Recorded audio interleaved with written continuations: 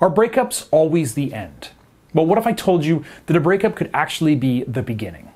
Well, if you follow my advice, it can help you build a better relationship with your ex than you ever thought possible. Hey guys, you know me, I'm Brad Browning, YouTube's resident breakup expert and author of the best-selling X Factor Guide. Now, I specialize in helping you get your ex back and stay with them for good. And I really do think that people are often too quick to throw away a good thing. And if you do agree with that, hit the like button and subscribe to my channel for more videos on how to reconnect with your ex and build a healthier relationship. So let's dive into it. Now, between the hurt feelings, the fighting, and the fracturing of your relationship, how can a breakup actually be a good thing? How can you even hope to get a second chance after all that you two have been through?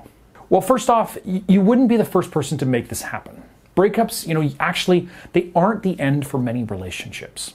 According to a 2013 study by Kansas State University, 1 in 3 couples who live together have broken up and got back together.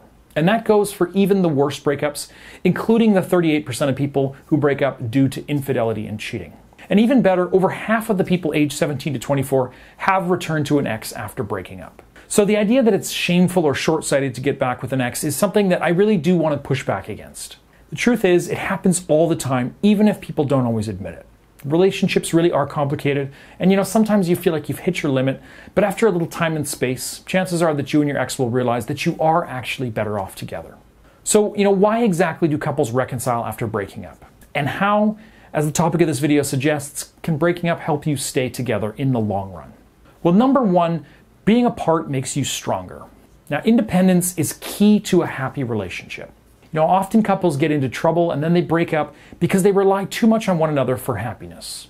The idea that you need your partner to be happy is not healthy because of the implication that they're responsible for your happiness. So if you're not happy all the time, they're doing something wrong. And that's a big burden for you and your partner to take on. Now that you're apart, you don't have anyone to rely on other than yourself. You'll be forced to figure out how to be happy on your own, develop your life as one person, and find your own interests and your own ways of coping with your struggles.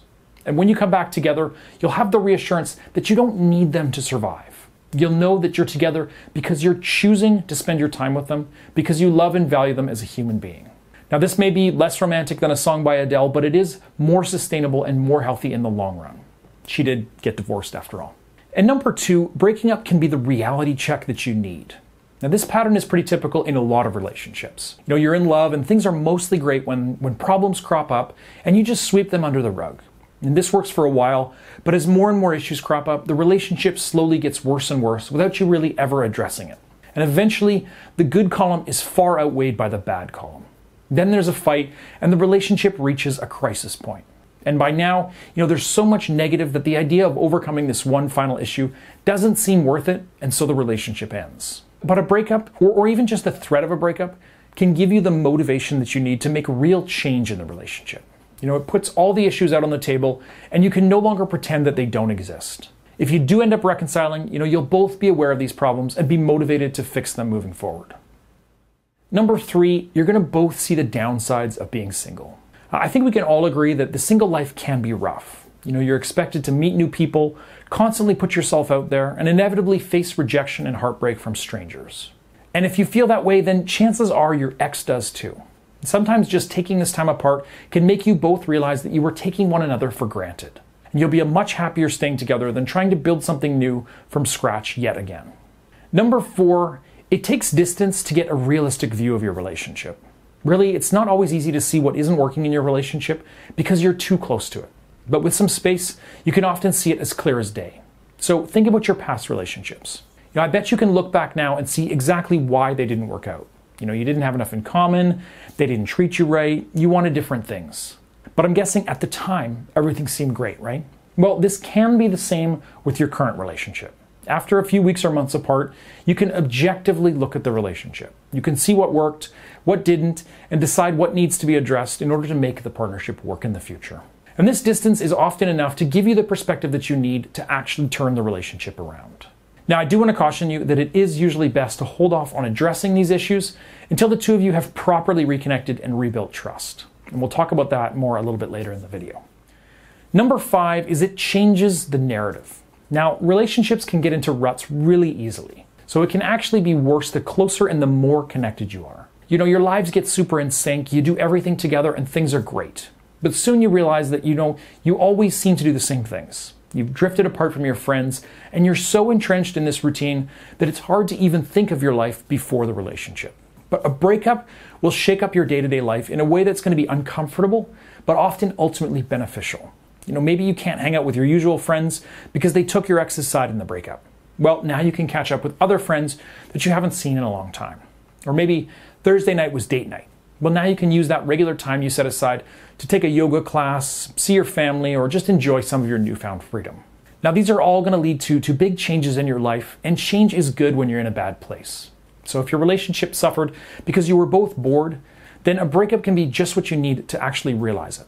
Now, if you've gone through a breakup and you're wondering if your relationship is still worth saving, then you really do need to take my free quiz. Go to breakupbrad.com/quiz to see if there still is any hope for your relationship. Now, this free tool has helped thousands of people figure out what their next step is after breaking up, and it's totally free and only takes about 5 minutes. Again, you can take the quiz for free at breakupbrad.com/quiz. Now let's move on to number 6. It can help you figure out what you want. Now, relationships, they can't work if you don't know your own needs. And this lack of clarity causes tension because, neither person really knows what's expected. Maybe you couldn't rely on them and that caused resentment. Maybe they were too clingy. Maybe you didn't show affection the way that they needed it. Well, these are all things that you need to sort out during your time apart. So here's a few questions to think about just during that time when you're apart. Number 1, what do I not miss? Number 2, did I take enough time for myself? Number 3, what's something that I expected from them that was unreasonable? Number 4, was I fully invested in the relationship? Number 5, what do I miss about them? Number 6, how did they change my life? Number 7, did I allow them to have freedom in the relationship? And number 8, did I fulfill their needs? And answering these questions can help you figure out what you'll do differently when you get back together. All right, now let's talk about how to get the most out of your breakup and maximize the chances of winning them back. Now, this, of course, is going to involve the no contact method, and it's helped thousands of my clients win back their exes in a very short period of time. Now, no contact is not easy, but it is simple, and if you can follow it, then your ex is going to begin to miss you like crazy after only a few weeks. So first obvious step is to cut contact with your ex. You and your ex have broken up, so act like it. Set firm boundaries and stick to them. Don't keep hanging around together, don't keep calling them on the phone or even texting them. It may seem like a big step to cut off contact, but it's going to help in the long run. And if they've ended things but they won't leave you alone, then cutting off contact will make them realize that this is for real and that they'll have to treat you better if they want a second chance. And up to this point, if you've been begging and pleading or even just reaching out to your ex, you've been hurting your chances without even knowing it, no matter how warmly they respond to you. Next, you need to try new things. You see, the no contact period is going to leave you with a lot of time to yourself, and you need to use that time productively. So, what are some things you didn't or couldn't do when you were together? Maybe you always wanted to go hunting, but you knew that your ex wouldn't approve. Well, now is a perfect time to do it. Maybe you were too busy to get to the gym as often as you'd like when you were still together. Well, again, this could be your chance to finally train for that triathlon that you've always wanted to do. Or maybe you wanted to travel the world, but you couldn't take the time off work, or your ex couldn't to go with you. Now's a perfect opportunity to get out there and do that traveling. The reality is you've probably been stuck in a rut for a while now, so make a list of the things that you want to do and get out there and do them. Next, improve yourself. So if your ex wanted to end things before, are they going to want you back now that you spend all day on the couch, elbow deep in a bag of chips? Really, this time is a gift. So take stock of your life. Ask yourself, how could it be better? And then take action. And this could mean, getting healthy, going to therapy, spending more time with your family, or taking on more responsibility at work. If you set goals and throw yourself into them, pretty soon you won't be thinking about your breakup. And this will also give you a huge boost of confidence to see tangible, positive changes in your life. And honestly, seeing you go for your dreams is going to impress your ex and make them wonder why they ever wanted to break up in the first place. Next up, date new people. Now, I realize that dating may be the last thing you want to do right now, but it is going to help. Dating somebody new is going to give you a chance to practice dating again, to get some confidence back, and to relight that romantic spark that may have been missing towards the end of your relationship. Also, it doesn't hurt that it will probably make your ex very jealous. Now, if you are struggling to get yourself to the kind of place where you can actually put your ex out of your mind and go on a date, consider getting some outside help. Now, I offer my services as a breakup coach at breakupbrad.com/coaching. And when you sign up there, I'll listen to your side of the story, and together we can put together a plan to make the most of your no contact period and ensure that you win back your ex when it's over. Again, if you want to sign up or see my current availability, just go to breakupbrad.com/coaching. Now, the truth is, whether you got dumped, broke up with them, or even if you're just taking a break from the relationship, you really can't waste your time pining for them. I understand that you totally miss them, and I'm sure that you feel horrible and you're doing everything in your power to fix this. But this time apart is happening whether you like it or not, so you do need to get something out of it. If you can't do it for yourself, then do it for your relationship. The more you make the most of this time apart, the better of a partner you'll be when you're actually back together. All right, guys, that does it for today's video. Thanks a lot for watching all the way to the end. Breakups are really hard, but now you know how to make the most of it. And if you've got any more questions about how to bounce back from your breakup, please comment below and I will do my best to help you out. Also, if you haven't already, please subscribe to my channel and look out for my next video coming soon. Thanks for watching.